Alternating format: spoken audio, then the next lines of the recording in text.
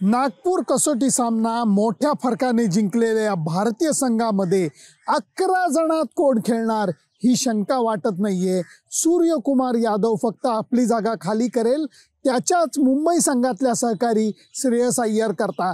कारण श्रेयस अय्यर हा भारतीय संघाचा अत्यंत महत्त्वाचा फलंदाज राहिलेला आहे। खास करून फिरकी विरुद्ध श्रेयसची बॅटिंग ही नेहमीच चांगली राहिलेली आहे। दडपणाखाली त्यांनी चांगला खेळ करून दाखवलाय, त्यामुळे तंदुरुस्त होऊन जर का तो परत येत असला तर मला वाटतं संघामध्ये तो चालत येईल असं मी नाही म्हणत आहे, राहुल द्रविड म्हणलेला आहे। तो एकमेव बदल सोडला तर भारतीय संघामध्ये बदल होईल असं वाटत नाहीये। दुसरी बाजू बघा, ऑस्ट्रेलियन संघामध्ये मिचेल स्टार्क अजून खेळणार की नाही पक्का नाही, कॅमरून ग्रीन खेळणार की नाही पक्का नाहीये।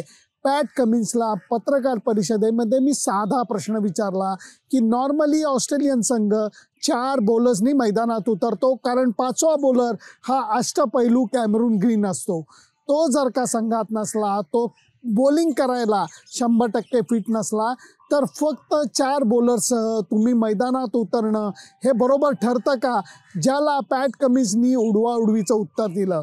माझ्या मते ऑस्ट्रेलियन संघासमोर 11 जणात कोण खेळवायचं याची साशंकता ही खूप आहे। त्यामुळे दिल्ली कसोटीमध्ये ऑस्ट्रेलियन संघ हा आश्वासक वाटत नाहीये, भारतीय संघ हा आश्वासक वाटतो आहे। दिल्ली कसोटी करता जे विकेट बनवलं गेलेलं आहे ते विकेट हे काळ्या मातीचं विकेट आहे। लाल मातीचं जेव्हा विकेट असतं तेव्हा बॉल जेव्हा पडतो आणि फिरतो तेव्हा त्याच्यामध्ये एक प्रकारचा वेग असतो। काळ्या मातीचं जेव्हा विकेट होतं त्याच्यावरती बॉल वळू शकतो जर विकेटवरती पाणी कमी मारलं गेलेलं असलं तर, परंतु बॉल पडल्यानंतर तेवढ्या वेगानं वळत नाही, ज्याला स्लो आणि लो टर्नर अशा पद्धतीचं हे अरुण जेटली मैदानावरचं विकेट असेल। माझ्या मते पहिल्या सामन्यामध्ये जीत हारपेक्षाही जो मोठा विजय भारतीय संघाच्या हाती लागला त्याचा धक्का हा ऑस्ट्रेलियन संघाला लागलेला आहे। 4-5 दिवसांचा सराव करून फिरकी विरुद्ध कसं खेळायचं हे तंत्र त्यांना पटकन शिकता येणार नाहीये। पॅट कमिन्स असंही म्हणाला की आमच्या फलंदाजांनी धोका पत्करून समोरच्या संघाला खास करून फास्ट बॉलर्सला खेळत असताना प्रश्न विचारले पाहिजेत, त्यांना गोंधळून टाकवणारा खेळ केला पाहिजे। बोलणं सोपं आणि करणं कठीण अशीच ही स्ट्रॅटेजी आहे। भारतीय संघाचं लक्ष मात्र सामना जिंकण्याबरोबर एका खेळाडूकडे नक्की असेल आणि तो खेळाडू आहे चेतेश्वर पुजारा। सरावानंतर मला सूर्यकुमार यादव भेटला आणि त्यांनी फार मजेदार छोटीशी गोष्ट सांगितली।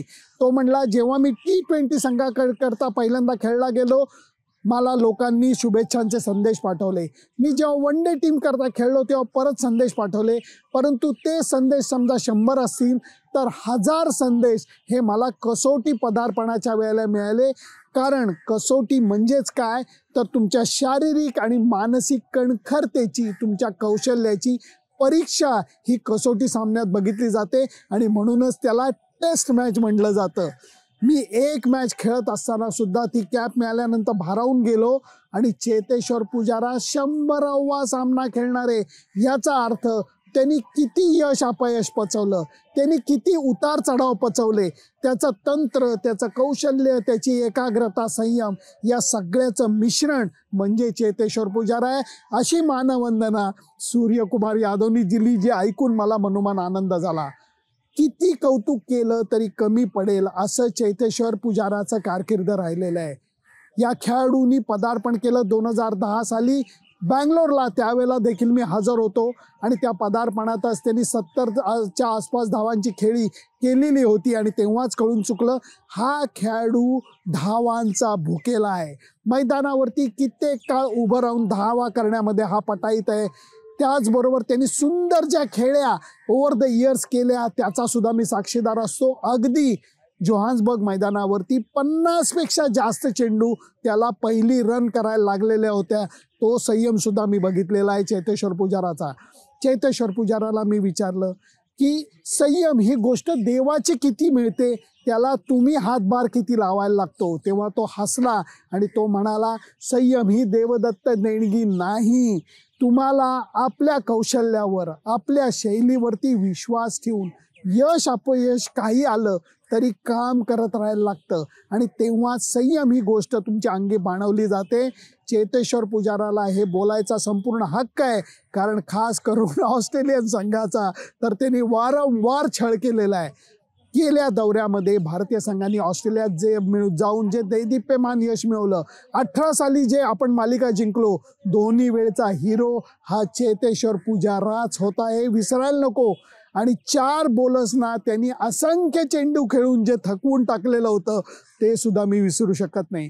त्यामुळे अशा मेहनती आणि त्यापेक्षा टॅलेंटपेक्षाही त्या टॅलेंटचा पूजा करून त्यांनी एका अर्थाने आपल्या कारकिर्दीला घडवलेलं आहे. म्हणून मला चेतेश्वर पुजाराबद्दल प्रचंड प्रेम आणि आदर वाटतो.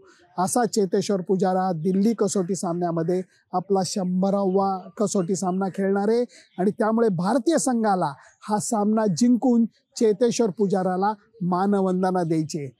माझा असा अंदाज आहे हे विकेट पहिल्या दिवशीपासून तेवढं वळणार नाही. पहिले 1.5 ते 2 दिवस हे बॅटिंग करता स्लो आणि लो असलं तरी बॅटिंगला चांगला असेल, नंतर बॉल हळूहळू वळेल. पहिली बॅटिंग भारतीय संघाला मिळाली तर या सामन्यातली मजाच निघून जाईल, कारण ऑस्ट्रेलियन संघ त्याच्यानंतर संपूर्णपणे बॅकफूटवरती जाईल. पहिली बॅटिंग जर का ऑस्ट्रेलियाला मिळाली तर त्यांना कसंही करून कमान 300 धावांचा टप्पा हा गाठून दाखवायला लागला तरच भारतीय संघासमोर एक काहीतरी आव्हान उभं राहील.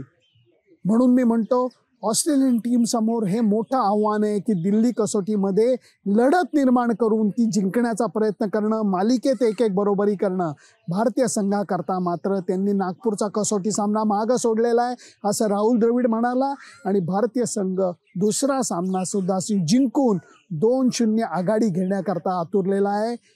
त्या सामन्याचं वर्णन करायला तुमचा प्रतिनिधी म्हणून मी या फिरोजशाह कोटला, आधीचं नाव अरुण जेटली स्टेडियम, नवीन नाम, या मैदानावरती हजर राहणार जे माझ्या मागं आहे.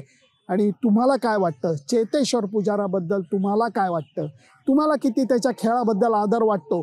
त्याच्या बॅटिंगमध्ये कदाचित ती स्टाईल नसेल, परंतु तरीही त्याचा इफेक्ट हा जबरदस्त आहे असं स्वतः सचिन तेंडुलकर म्हणतो. सचिन म्हणतो चेतेश्वर पुजारा गेले काही वर्ष भारतीय संघाचा मेनस्टे राहिलेला आहे. तुम्हाला ही गोष्ट पटते का?